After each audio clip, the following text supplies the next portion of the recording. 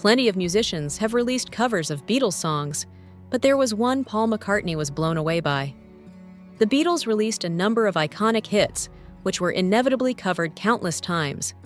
In fact, their song Yesterday became the most covered tune of all time. While some people might expect the band members to have grown bored by people covering their songs, there was one that left Paul utterly impressed: Joe Cocker's cover of With a Little Help from My Friends. The Beatles first released the song in 1967, with Joe releasing his version just 1 year later.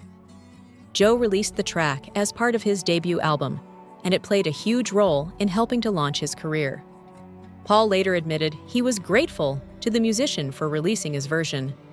"I remember him and Denny Cordell coming round to the studio in Savile Row and playing me what they'd recorded," Paul recalled. "It was just mind-blowing, totally turned the song into a soul anthem, and I was forever grateful for him for doing that." And it's not the only time Paul has supported Joe.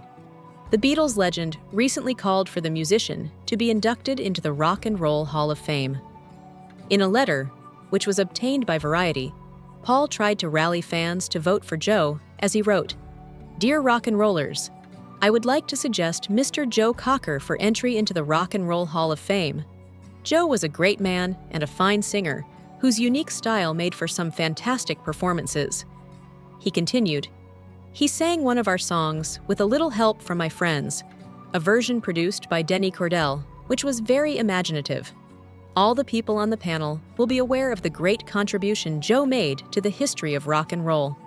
Paul concluded, "And whilst he may not have ever lobbied to be in the Hall of Fame, I know he would be extremely happy and grateful to find himself where he deserves to be, among such illustrious company. Thank you and all the best."